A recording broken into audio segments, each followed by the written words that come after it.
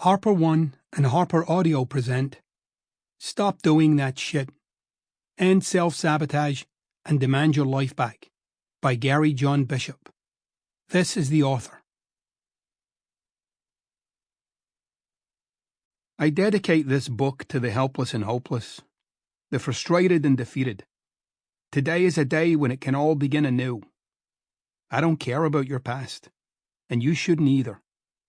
Thanks to my beautiful wife and inspiring sons, without whom I could never be the man I've become. Through your generosity and love, we are a family committed to making a difference in this world. 1. Here's the rub. Someone once asked me, what's at the core of every human being? Bullshit, I replied.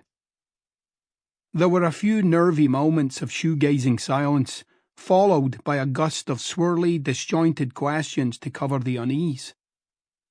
Apparently, they were expecting some New Age metaphysical answer about untethered spirit, or essence of ancient forests, or particles of distant stardust sprinkled with fairy juice.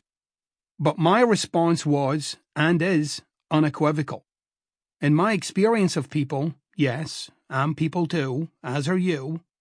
If you set aside all of the positivity and hope, there is quite clearly a whole other animal lurking below the surface. A conversational bullshit, if you like. Something not quite as empowering or comforting as we'd all like to believe. Not evil or nefarious, but rather something more akin to cynical, constraining, repetitive, and ultimately unfulfilling. The kind of stuff that undermines a life, sabotages it, to be precise. This wee book is my take on finally uncovering and transforming your bullshit, the kind that constantly sabotages your life. So if you're tired, overwhelmed, overworked, underloved, stopped, paused, bored, broke, too anxious, too analytical, lacking confidence, uninspired, disconnected, on the wrong path, headed in the wrong direction, bottomed out, mired in the past, worried about the future, disappointed, afraid, untrusting, unforgiving, suspicious, angry, frustrated, or just plain stuck in a cycle, I'm your guy, and these are your pages. No, really, they're yours. Don't just read them, use them. Let's get to the blackened heart of that bullshit, then root it out. In my last book, Unfuck Yourself, Get Out of Your Head and Into Your Life, I wrote about the constant internal chatter that we all deal with. The noise of opinion, judgment, reasons, fears and excuses that rattle around in our heads every moment of every day. Sometimes it's loud, sometimes it's quiet, but nonetheless it's always there. Your self-talk is the locker room of your life, where everything is strategized and worked out, where your plans for yourself live and die. Most of these plans never see the light of day, especially the good stuff, the dreams. You kill them where they rise, in your head.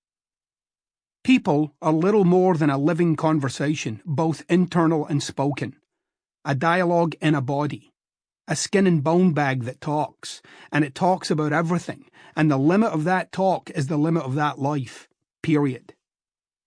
In short, you are what you talk about, or rather you are the nature of what you talk about. If, for you, life is too much, it really is too much. The confusion is that you think life is a certain way and you're just reporting on what you're seeing, but that's actually backward. The reality is, you create your experience of life in your self-talk and then act accordingly. And you're doing it all the time. You're never, like never ever, acting upon life itself. What you're acting on is your opinion of life.